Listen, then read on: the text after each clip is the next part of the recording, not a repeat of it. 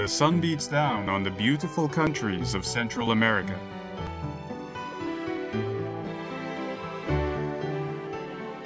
The warm and bountiful waters of Central America nurture a host of creatures, from large mammals to unique underwater marine life. The jungles and deserts of the region also support a great variety of uniquely evolved natural wonders. This land is like a great bridge connecting the ecosystems of the north with those of the south.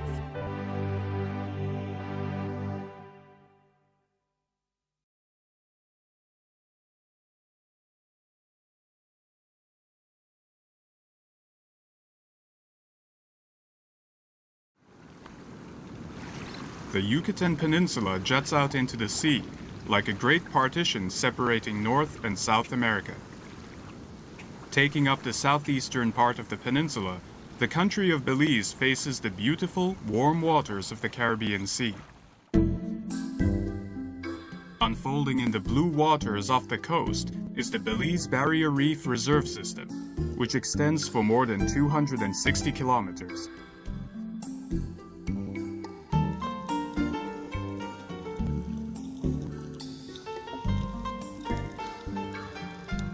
The largest coral reef in the Northern Hemisphere, the Belize Barrier Reef System is an oceanic paradise full of an extraordinary variety of marine life.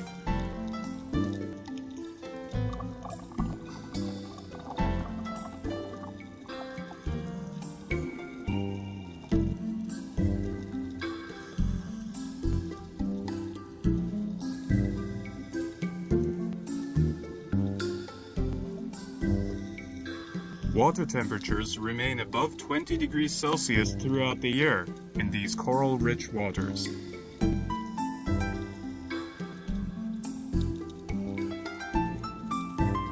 Corals are cnidarians, a phylum of marine animals characterized by their stinging tentacles. This phylum also includes such marine life as sea anemone and jellyfish. Algae, which are aquatic organisms, provide nutrition to coral reefs by carrying out photosynthesis. This seaweed-like undulating life form is referred to as a soft coral.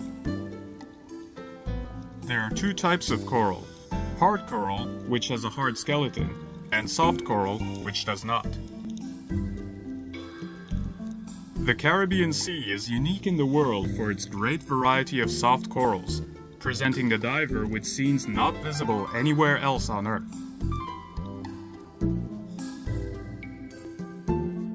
Stretching just off the coast of Belize, the long coral reef sits like a great underwater wall, separating land from the sea.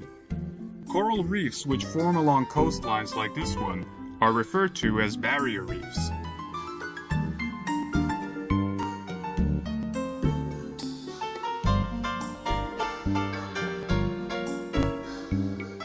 The Belize Barrier Reef is the second largest barrier reef on the planet, following Australia's Great Barrier Reef.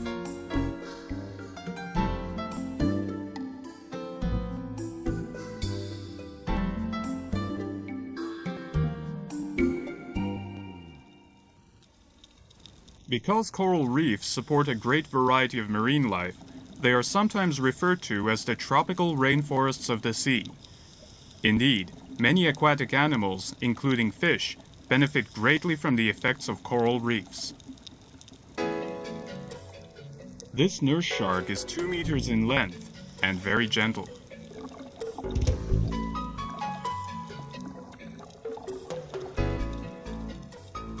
The Nassau grouper, a grouper fish, is indigenous to the waters of the Caribbean.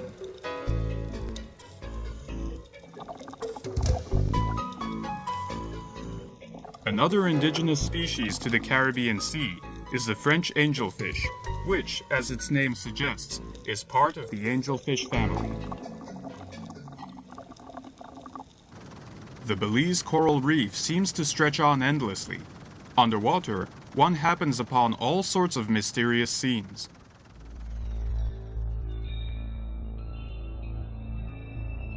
This is called a blue hole.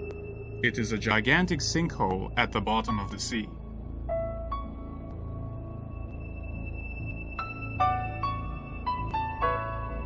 The Blue Hole has a diameter of 318 meters and a depth of 135 meters.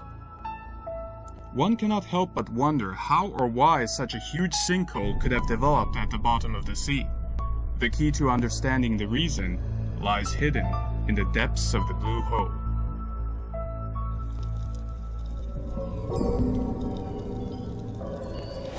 The hole itself is more than 100 meters deep.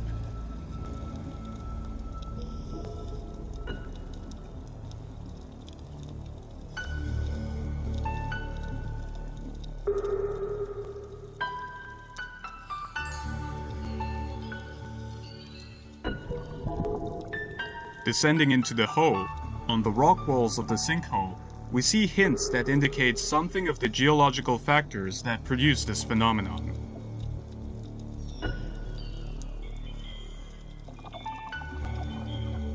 About 40 meters down, we encounter stalactite formations.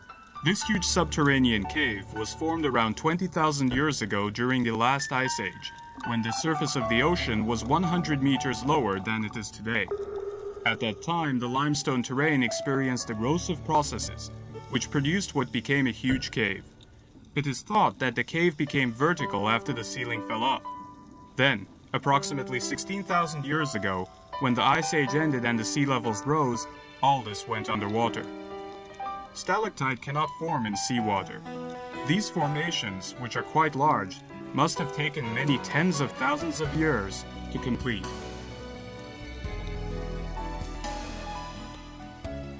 A tremendous vertical cave, it lies quietly at the bottom of the sea, a reminder that all this was once part of the land.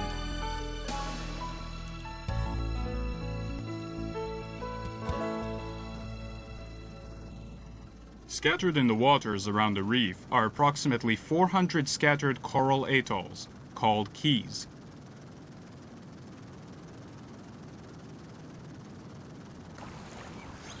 One of the most famous of these keys is Half Moon Key.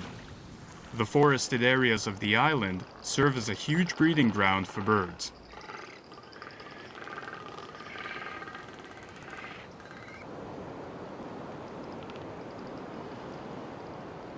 Red-footed boobies are large-sized seabirds, 70 to 80 centimeters in length. This red-footed booby is roosting its eggs to keep them warm.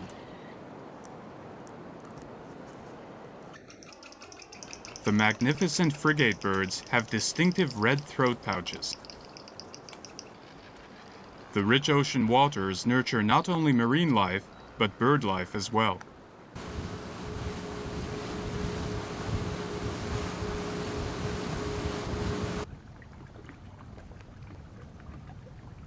A mangrove forest covers Half Moon Key.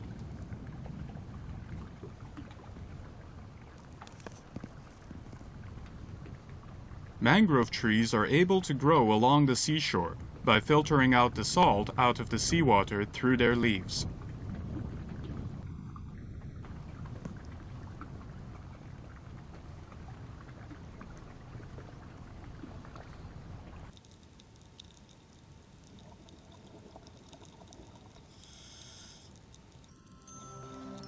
The roots of mangrove trees spread in the water like an underwater jungle.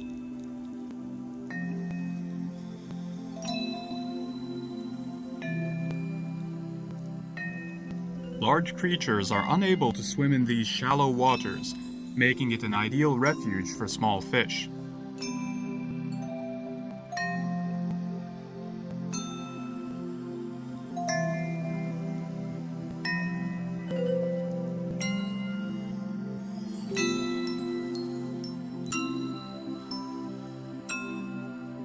Some unique creatures inhabit these waters. This is the upside-down jellyfish. This creature, a short-nosed batfish, belongs to the Lophidae family.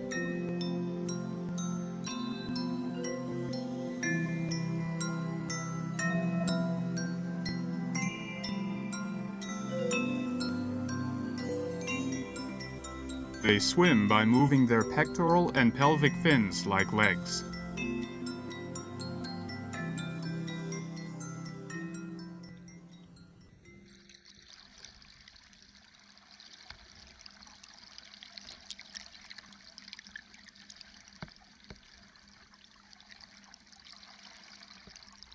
Belize's coral reef system is an important refuge for many endangered species.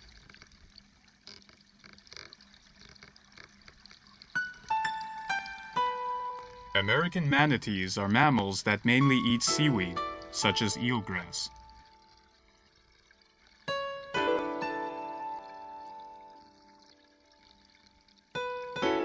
Manatees must come up to the water's surface to breathe about once every 5 minutes.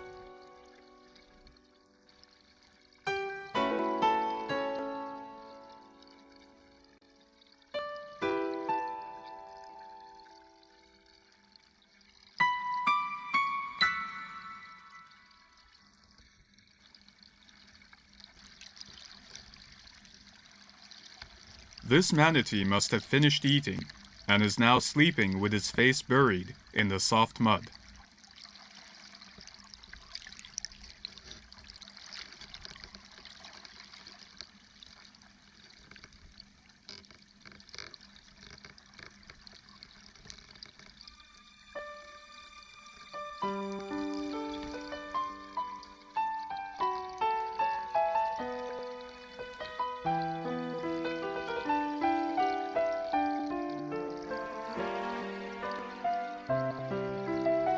Seaweed, which manatees thrive on, is only able to grow in clean, shallow waters, like the waters of Belize. This is one reason why the Belize Barrier Reef Reserve System is the world's largest refuge of American manatees.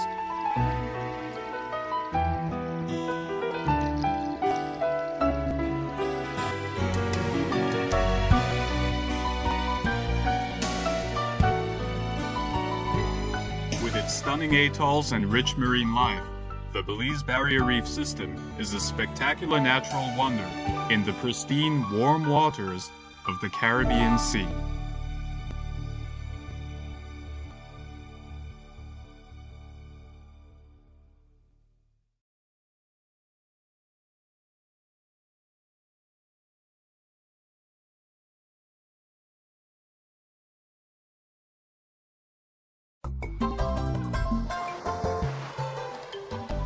Cuba is often called the Pearl of the Caribbean. A long, narrow island, Cuba extends 1,200 kilometers from east to west and is the largest island in the Caribbean Sea.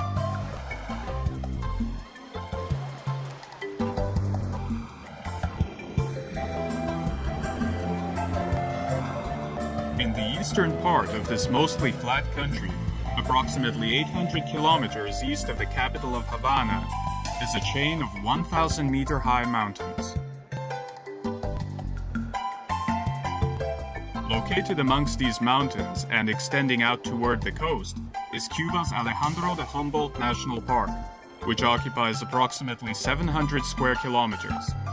Here, in the thick forest surrounded by mountains, various species of rare animals and plants can be found.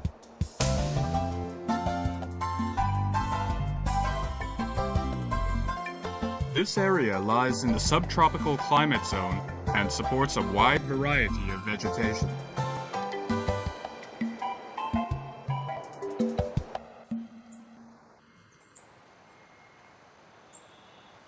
The forests of Alejandro de Humboldt National Park are full of colorful birds. Cuba's national bird is the tocororo, or Cuban trogon.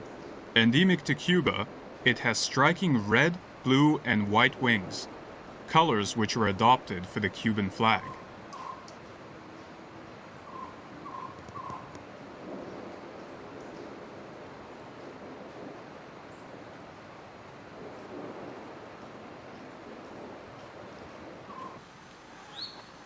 The Cuban tody is the same size as a sparrow.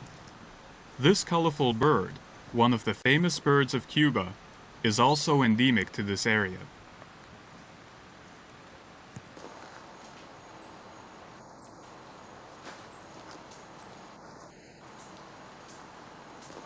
This is a Cuban crow.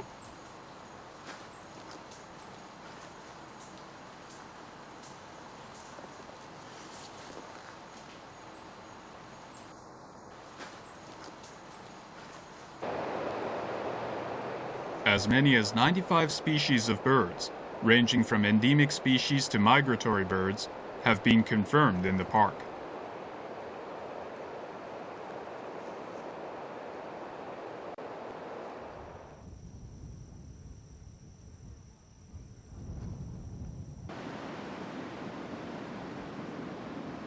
These are mangrove trees.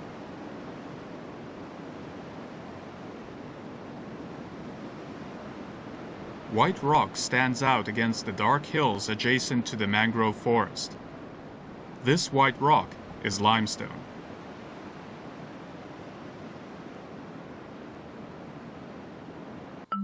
Up until some 40 million years ago, this entire area was at the bottom of the sea. Cuba is, therefore, composed of limestone formed from coral reefs of the ocean. The island was at one time connected to the South American continent, and it is thought to have separated from the continent due to a great rise in sea levels several million years ago.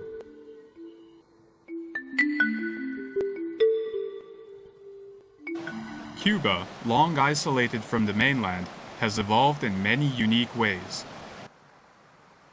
There is a place in the park where one can see rocks with distinct patterns.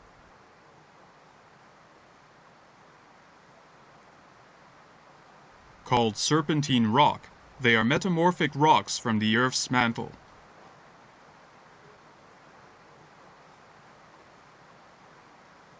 This rock is rarely found on the Earth's surface, and due to certain toxic minerals present in serpentine rock, the surrounding soil is not suitable for plant life.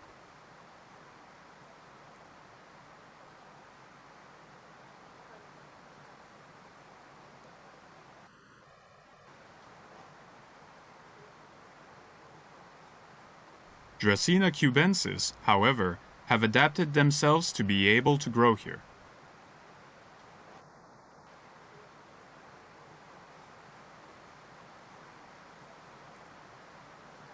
This species has adapted leaves that can store more water than similar species growing elsewhere.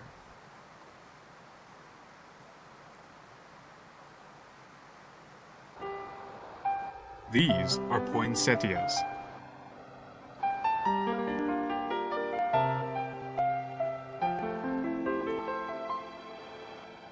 The red flowers are actually not flowers, but red leaves. The plant's flowers are the tiny yellow blossoms in the center.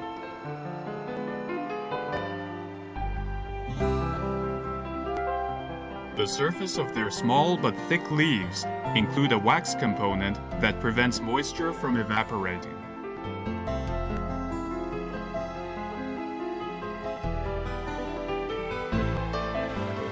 There are other species of plants in the park that have adapted themselves to the deficiency in nutrients by obtaining what nutrients they need in very different and unique ways. These are carnivorous plants, which catch, kill, and digest insects to obtain nutrition. Butterwort, which has flowers resembling violets, is one of the carnivorous plants in the park. The plant produces small flowers that are less than 1 centimeter in diameter. Its leaves have minute hairs covered with mucilage. This sticky substance catches insects and digests them with the aid of digestive enzymes.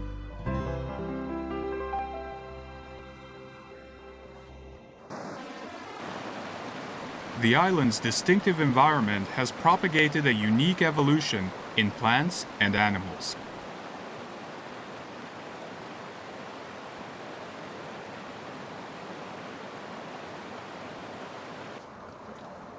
There are several species of animals that can only be found in Cuba. This frog, belonging to the Eleutherodactylus family, has a unique life cycle. When hatching out of its egg, instead of being born as a tadpole, this creature is born as a frog.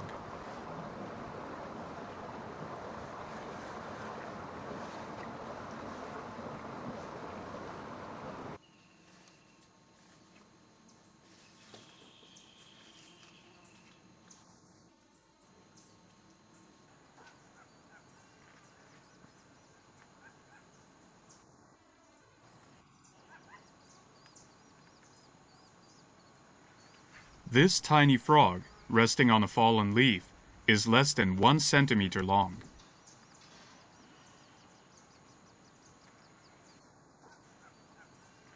Eleutherodactylus iberia is considered to be the smallest frog in the world. This new species was only discovered in 1996.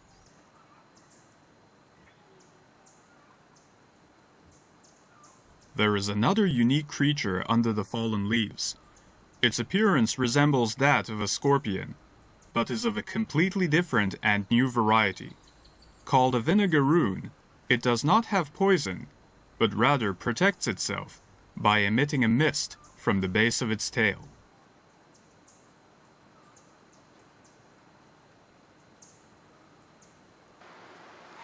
There is also a rich variety of creatures that make their homes beneath the surface of the earth in the park.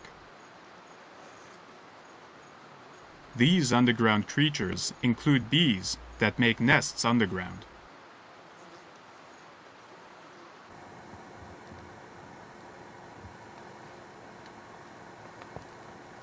Interesting reptiles are also found in the park as well. A member of the iguana family, this reptile is an Anolis baracoa and is equipped with specialized toe pads that enable it to stick to even the very tips of leaves. Some 83% of the unique reptiles that have been confirmed in the park are endemic to Cuba.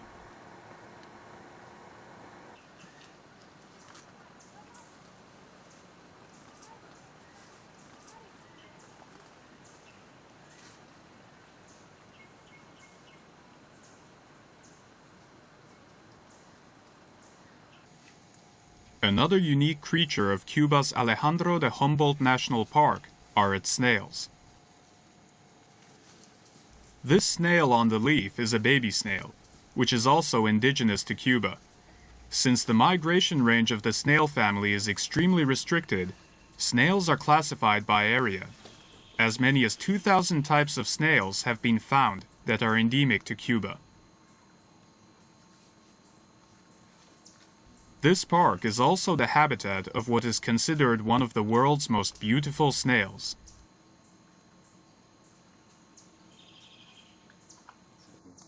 This is a Cuban polymeta. It is nibbling on some mold growing on a leaf. The natural enemies of snails are birds. Why, then, are they so colorful? Their coloring seems to be a disadvantage to their survival, and indeed, the answer remains one of the many unsolved mysteries of the forest.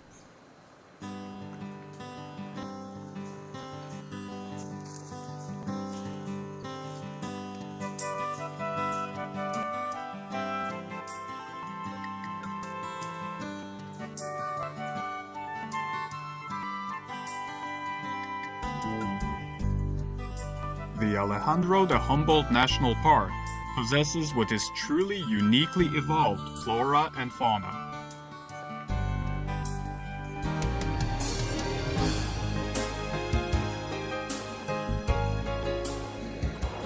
In this vast park, there remain many creatures that have yet to be studied.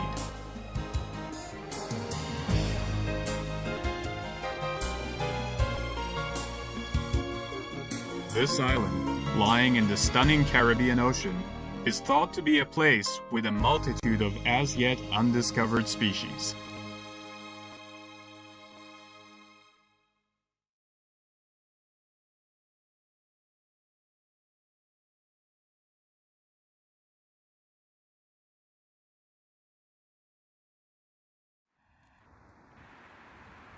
Mexico is a vast country occupying the southern part of the North American continent. With its humid rainforests and dry deserts, the country has a climate that greatly varies from region to region. Situated in the northwestern part of Mexico, the 1,200-kilometer-long and narrow Baja California Peninsula is extremely dry, characterized by a wide difference in temperature between day and night.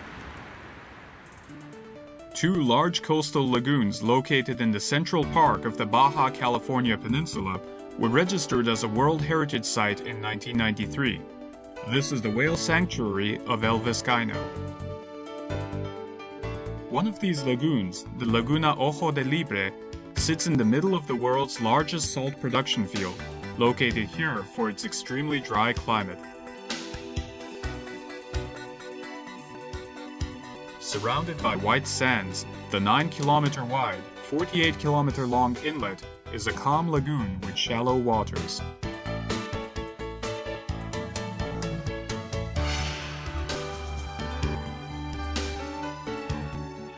Every year, certain creatures make their way to these warm waters to pass the winter.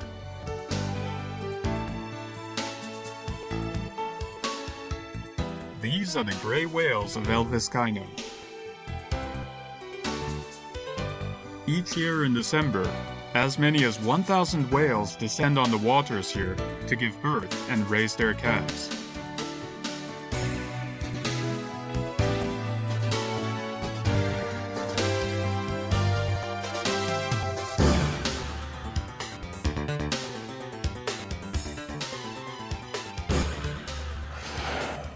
Gray whales can grow to be 14 meters in length and can weigh up to 35 tons. Gray whales spend the summer months in northern seas, such as Alaska's Bering Sea. In the winter, they travel south some 8,000 kilometers to arrive at the warm waters of the Baja California Peninsula, making them the furthest migrating mammals on Earth.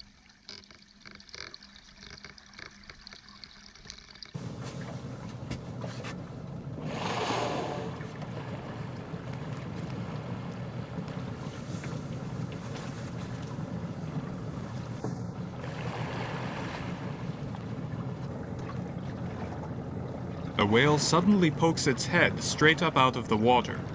This action is called a spy hop, and it is a whale's unique way of checking out the surface of the water.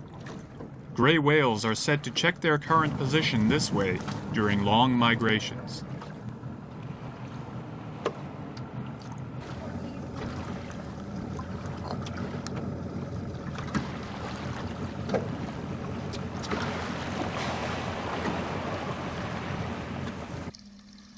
Between late December and February is the birthing season for the gray whale.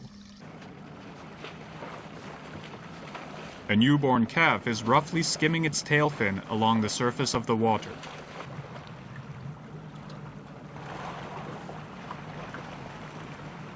Young whale calves are unable to swim well at first, and so their mothers swim right up alongside them.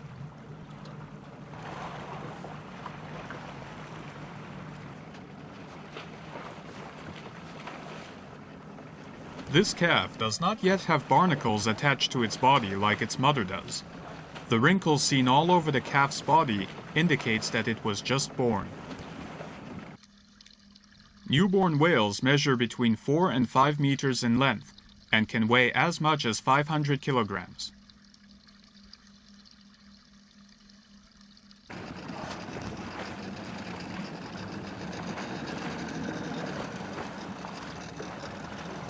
Gray whales can stay underwater for a maximum of 15 minutes. Whale calves, however, which are still not proficient swimmers, are incapable of holding their breath for so long, and need to come up to breathe frequently. Mothers often help hoist their calves up to the water's surface, so they can easily take a breath of air.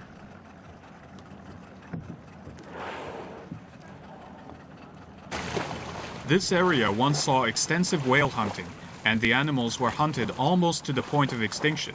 However, since a total ban on whale hunting has been enacted, their numbers have steadily increased, and currently there are more than 20,000 gray whales that come to the waters of the Baja California Peninsula. The fighting of several males is creating waves on the surface of the sea. Many whales mate during their migration to the waters of the Baja California Peninsula, but some prefer to mate after arriving.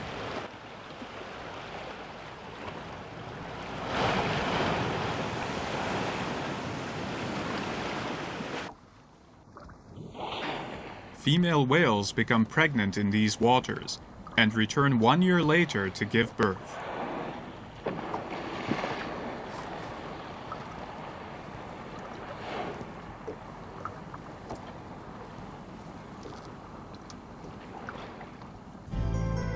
In addition to gray whales, many other kinds of animals can be found in the reserve.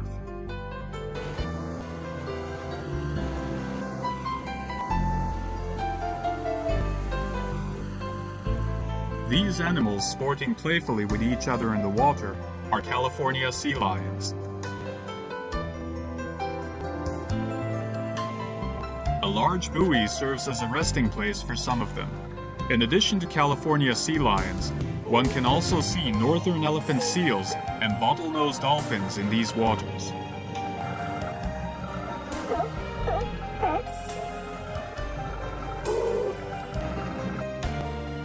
Around the lagoon is a vast desert and wetlands area.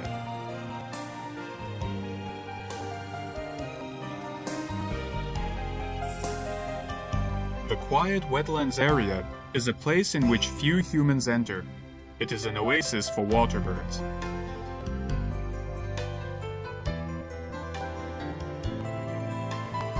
These marbled godwits, which dwell in this habitat year-round, use their long beaks to pull out food from the mud.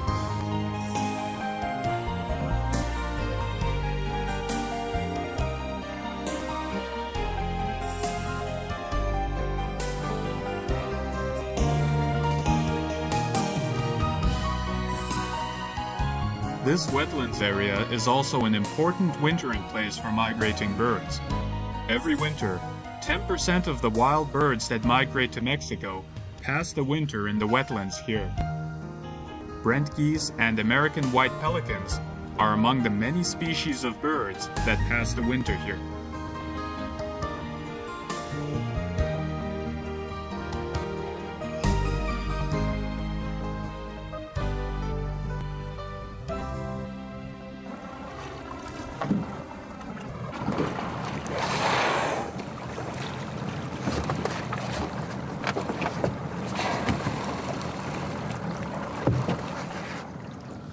After some time has passed, a whale calf grows bigger and stronger and is able to swim in parallel to its mother.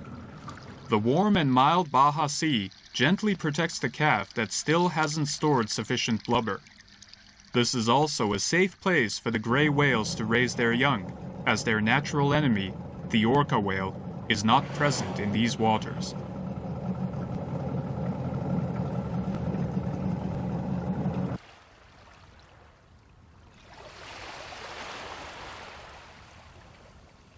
However, in April, when the season for returning to the northern seas arrives, many of the whales never make the trip back north, and instead die here in these waters.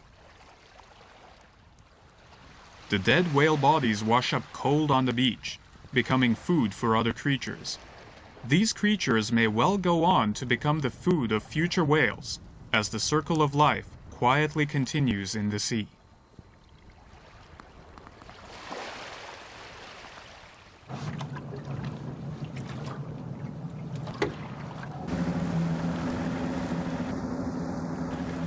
In this sea, a unique relationship has been formed between humans and whales.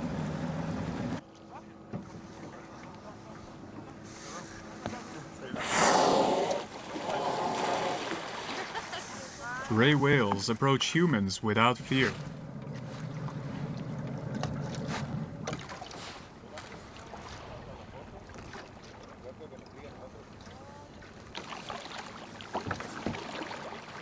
The gray whale looks up at the people from the water below the boat.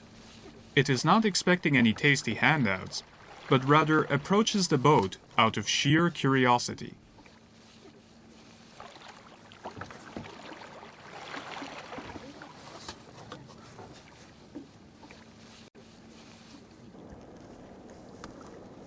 Indeed, in these warm waters, sometimes it seems like whales are enjoying people watching as much as the people are enjoying whale watching.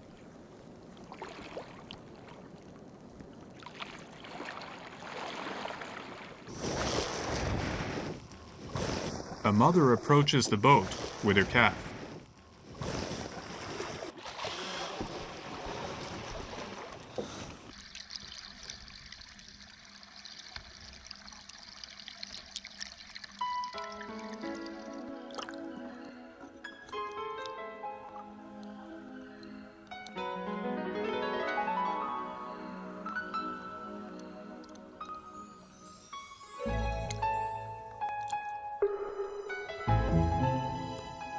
the Baja waters, whales do not even mind when humans reach out to touch them.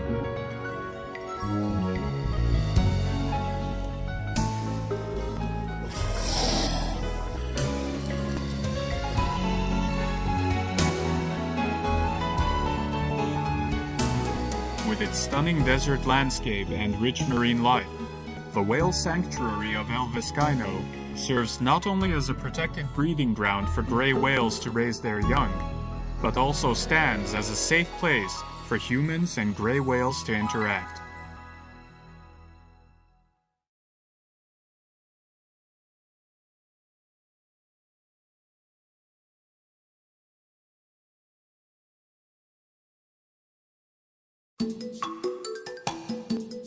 On November 3rd, 1493, during the Great Age of Discovery, Christopher Columbus happened upon a small island in the Caribbean Sea.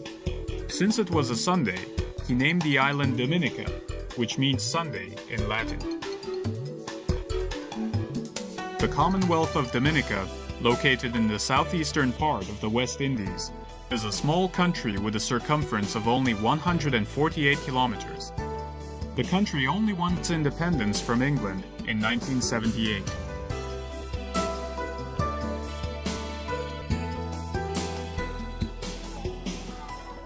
About 70,000 people live on this small island, where agriculture, particularly the cultivation of bananas, is the main industry.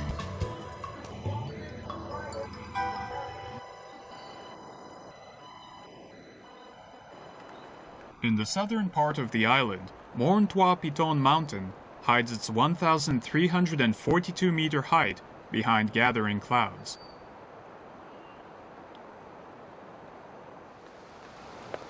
The 69 square kilometers surrounding Morne Trois Pitons, an active volcano, were inscribed as a World Heritage Site in 1997 for the area's unique geological features and for its rich biodiversity.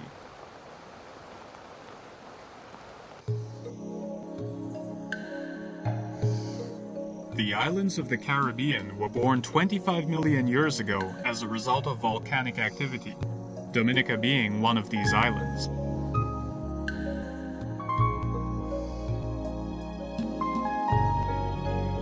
Mountains on the island rise up from the coast and form a spine-like chain down the middle of the island.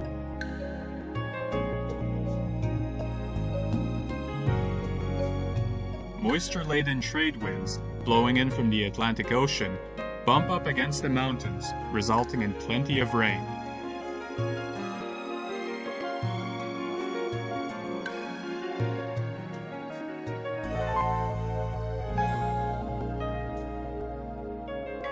Warm temperatures and abundant rainfall from the Caribbean Sea, as well as the volcanic conditions on the island, have created an island full of lush forests. Tropical rainforests full of palm trees and ferns cover most of the island.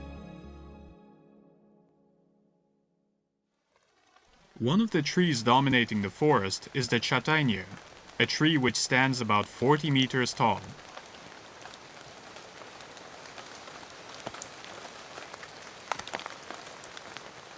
The tree roots, called buttress roots, grow to be shaped like thick planks of wood. Due to warm temperatures and heavy rainfall, tropical rainforest soil is quite thin. Therefore, the trees developed roots like these to support their weight and draw in nutrients from the thin soil.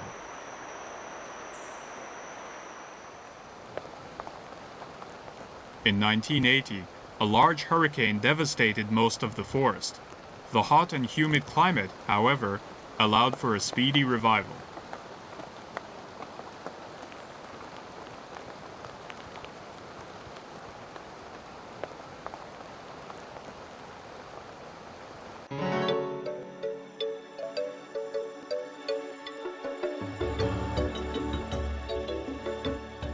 Hercules beetles are said to inhabit these forests.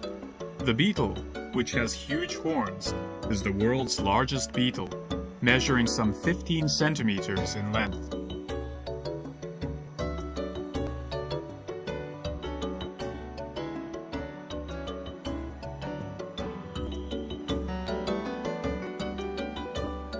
Many colorful birds can also be seen in the park.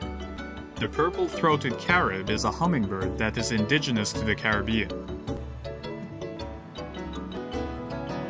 These hummingbirds are tiny birds that hover by beating their wings dozens of times per second in order to suck nectar from a flower, resembling bees more than birds in the process.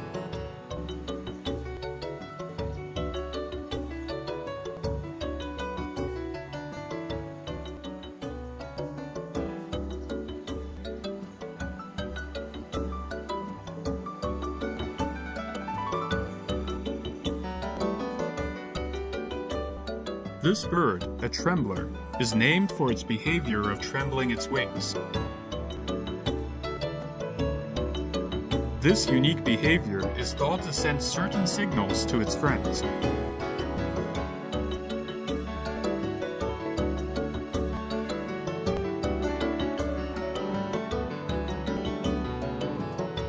Measuring 40 centimeters in length, the red-necked parrot is an indigenous species that inhabits Dominica.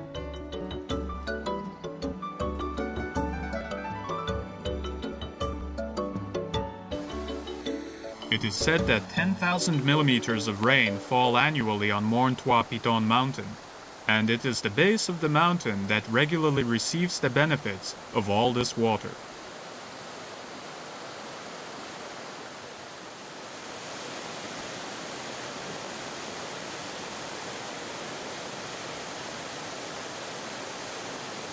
Emerald Pool is a small waterfall, 6 meters high. The basin is a popular sightseeing spot in which people can swim.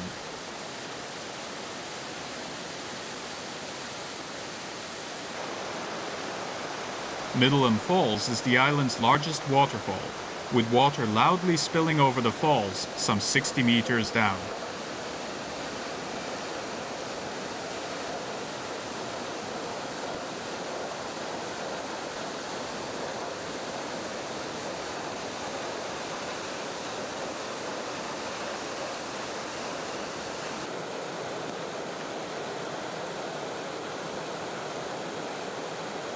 There is a creature that dwells at the bottom of the swiftly moving stream.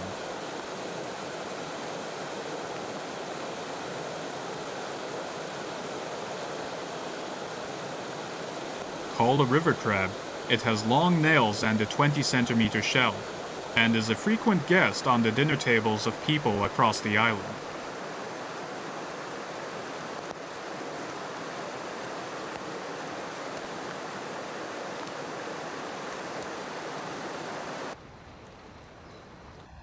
Freshwater Lake is the largest lake in Dominica, lying at an altitude of 800 meters. There is a legend that this is a bottomless lake in which a one-eyed giant lives.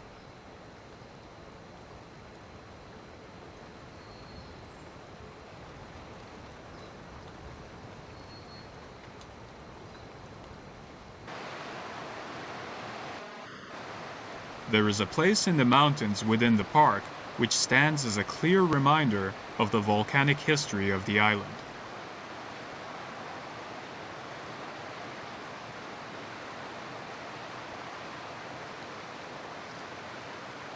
This valley, called the Valley of Desolation, is dotted with fumaroles from which volcanic gas is emitted.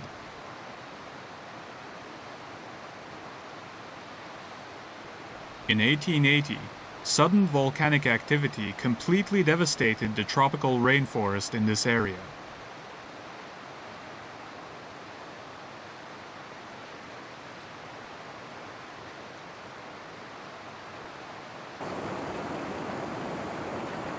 In the valley thick with white smoke and the smell of sulfur, there are holes filled with hot spring water and many fumaroles.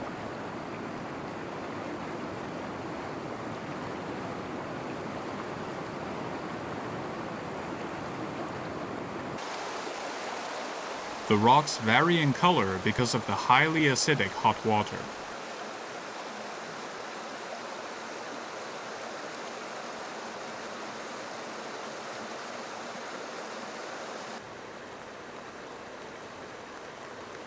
In 1880, there was an eruption of volcanic gas, and all the plants disappeared from this valley.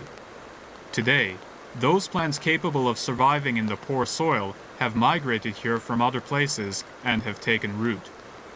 These types of plants are called pioneer plants.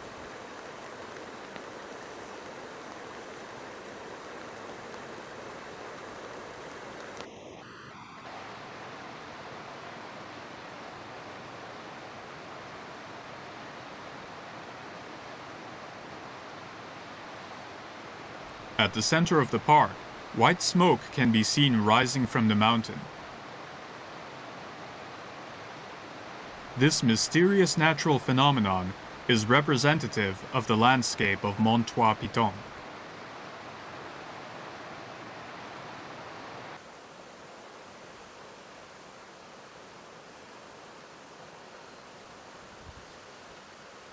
This is Boiling Lake, in which temperatures can reach up to 95 degrees Celsius. Along with these incredibly high temperatures, the lake emits volcanic gas containing hydrosulfuric acid and carbon dioxide from its center.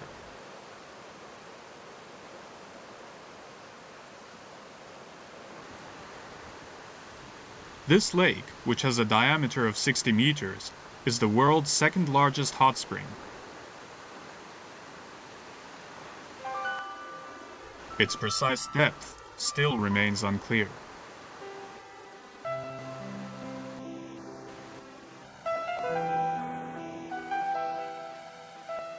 Due to its high temperature, as well as its strong acidity, neither plant nor animal life is present in the lake, or even within the lake's surrounding areas.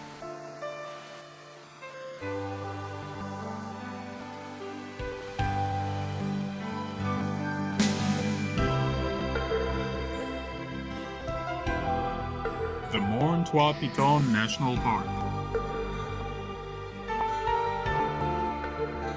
Located on this small volcanic island, the park offers a rare glimpse of both the fiery powers lying quietly within the Earth's crust, at the same time showing us a truly beautiful landscape in which vast waters have nurtured rich, luxurious green forests as far as the eye can see.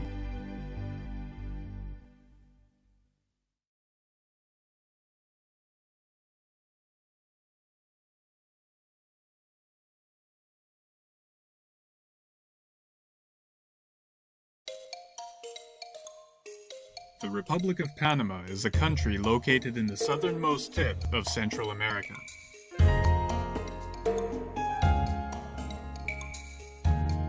Along its border, with Colombia on the easternmost edge, is Darien National Park. Boasting an area of 5,970 square kilometers, the park is Central America's largest national park and contains a rich variety of natural habitats, from mangrove forests along the coast to tropical rainforests and mist-covered forests inland.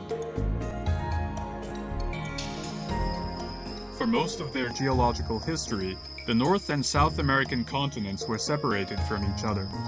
It was only in more recent history, approximately 3 million years ago, that these two giant continents became attached.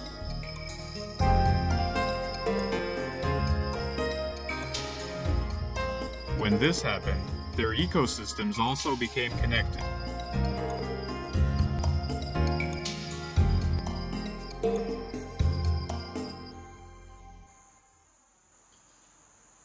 This can vividly be seen in Darien National Park, where the flora and fauna of North and South America are both represented.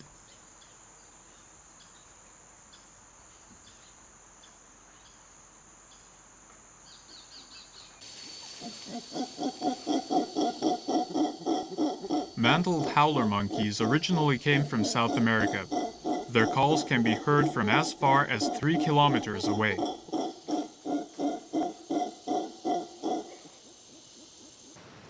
Howler monkeys are the largest monkeys on the American continent, reaching 10 kilograms in weight.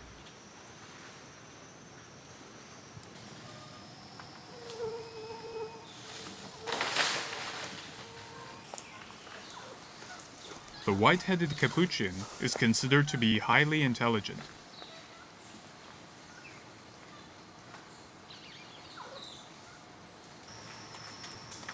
Brown spider monkeys are able to use their tails adeptly, just like a hand or a foot.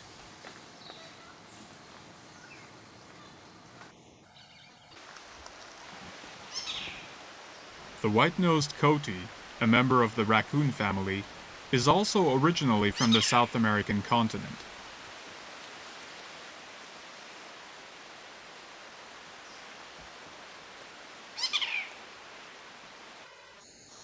Most of the animals confirmed in the park are creatures from South America. There is, however, one notable exception. The gray fox, originally from North America, is steadily increasing its numbers in Darien National Park.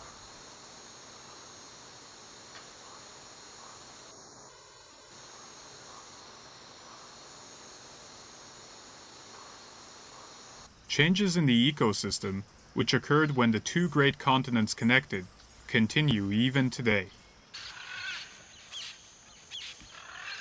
More than 450 species of birds have been confirmed in the park.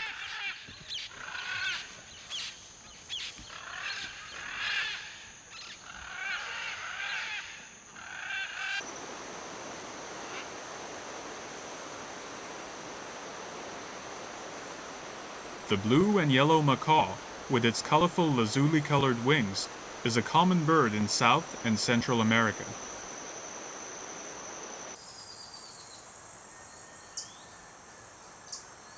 The great jacamar has metal-colored wings.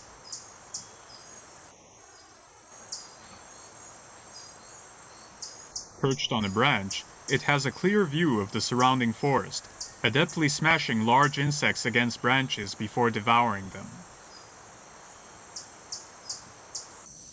Birds live in close relation with the plants of the forest.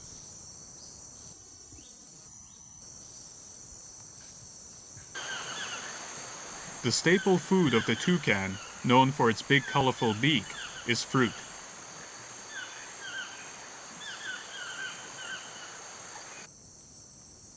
Toucans scatter plant seeds they are not able to digest in their bird droppings, which fall on the forest floor.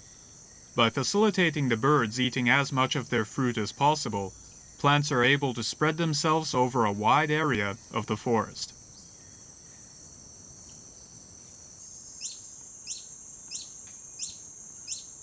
The staple food of hummingbirds of the forest is nectar, and the birds have evolved beaks of various shapes and sizes according to the shape of their favorite flower.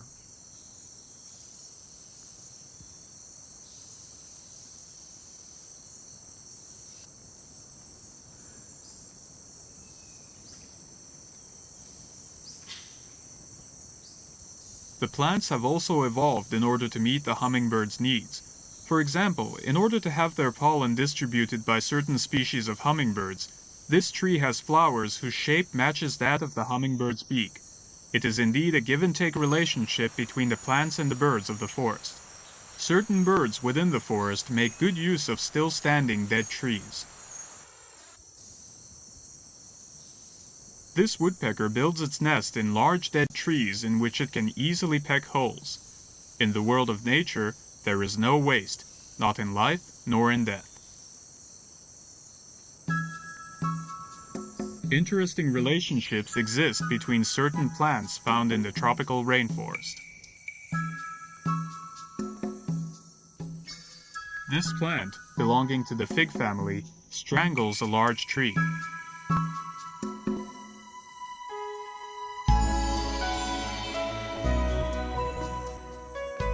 Because it often fully squeezes and destroys big trees, it is called a strangler. To work against these stranglers, trees make themselves harder to fell by entwining their trunks with each other in order to spread their roots more firmly within the soil.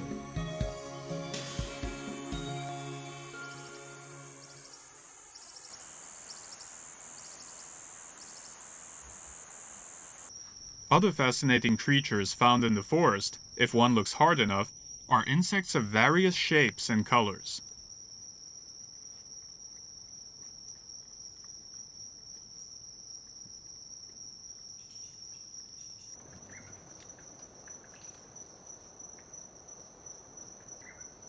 Among these insects, there are those that have some very interesting social habits.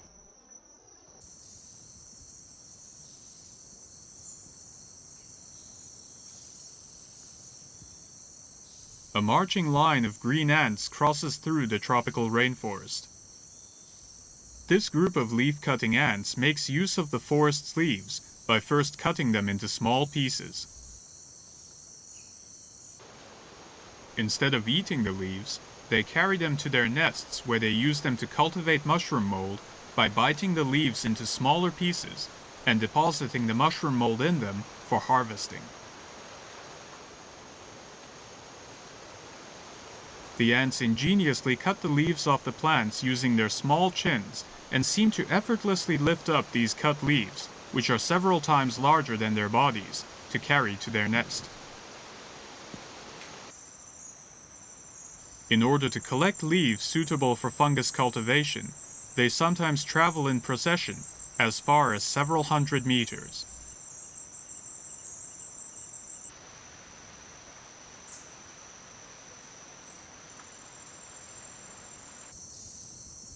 It is said that in some of the largest colonies there are more than 5 million working ants.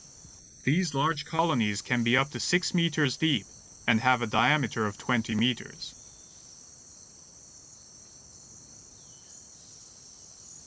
These leaf-cutting ants are truly amazing and unique insects that work together in large groups to cultivate food.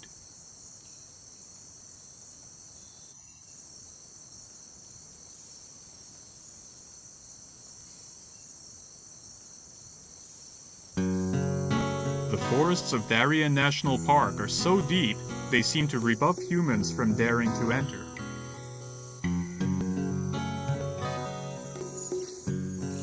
However, there was once a city in the center of the park, which had a population of more than 10,000 during the 1800s.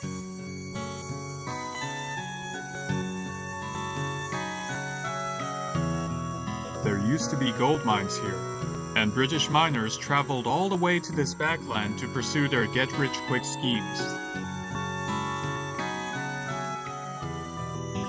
The mines were closed after some 20 years, after which the forest once again took over.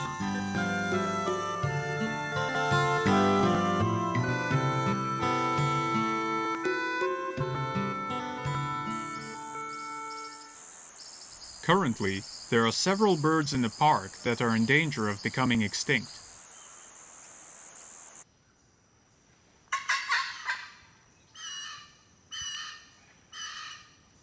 The red-throated caracara, belonging to the falcon family, is one of these birds.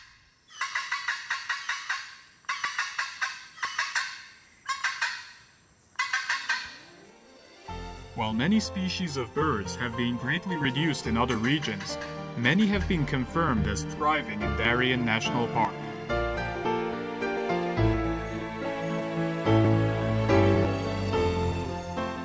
Harpy eagles are birds of prey common in Panama. More than 1 meter long and possessing a highly dignified appearance, the numbers of this eagle have also been drastically reduced due to hunting and forest development.